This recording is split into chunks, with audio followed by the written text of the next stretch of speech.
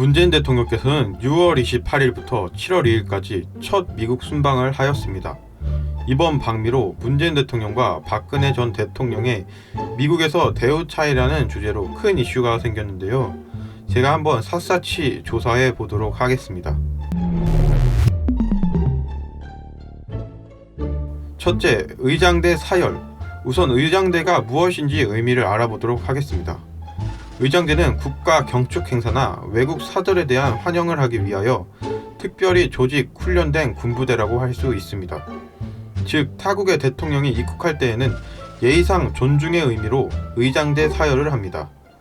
그런데 문재인 대통령은 의장대 사열을 못 받았습니다. 나아지리아 대통령한테도 나왔던 의장단인데 왜 문재인은 의장대 사열을 받을 수가 없었을까요? 그것도 대통령이 당선이 된 이후 첫 방미인데 이것을 보더라도 미국이 얼마나 문재인 대통령을 무시하는지 알 수가 있습니다. 다행히 레드카펫은 밟고 있네요. 어떤 사람들은 문재인 대통령께서 실무 방문 목적으로 방문했기 때문에 저럴 수 있다고 말하는데, 똑같이 실무 방문 목적으로 2013년 방미를 하신 박근혜 전 대통령께서는 사진을 보시다시피 의장대 사열이 있는 아주 정상적인 국가원수급 대접을 받고 있습니다.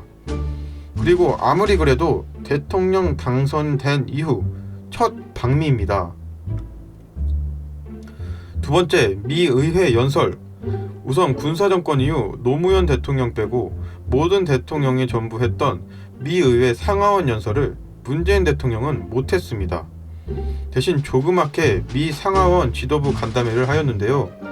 반면에 박근혜 대통령은 미국 의회 상하원 합동연설에 초청받아 직접 영어 연설을 하여 상하원 의원들로부터 기립박수를 6차례에 비롯해 모두 40차례의 박수를 받았습니다.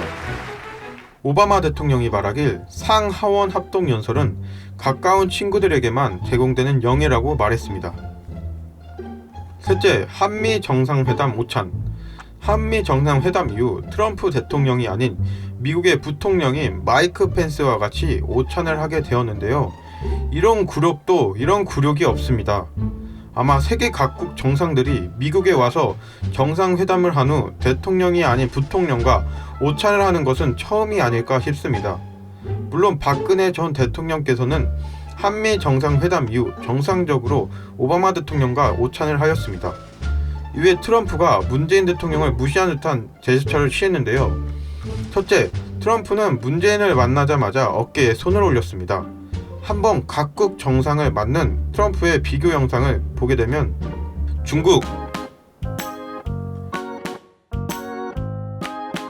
일본, 인도,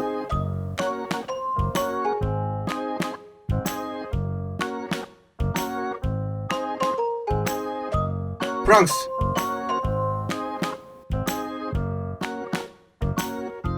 여러분들이 보기에는 정말 친근함이 표시로 보입니까? 제가 생각하기로는 만만하게 얕잡아 보는 것 같습니다. 생각해 보시길 바랍니다.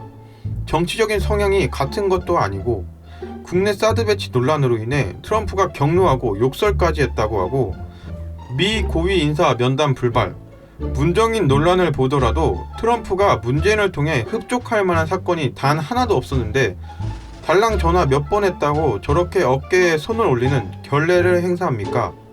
얼마나 만만하면 저러겠습니까?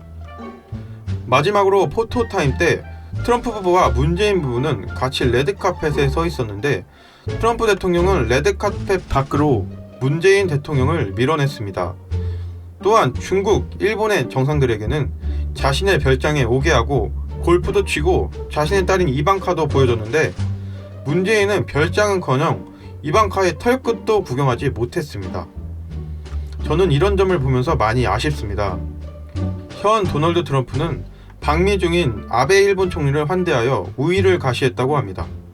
트럼프는 아베에게 개인적인 선물이라며 정상회담 후에 미국의 대통령의 전용기인 에어포스 1을 아베 부부와 함께 자신의 별장인 플로리다주 고급 리조트로 이동하여 만찬을 갖고 이튿날 골프를 쳤다고 합니다.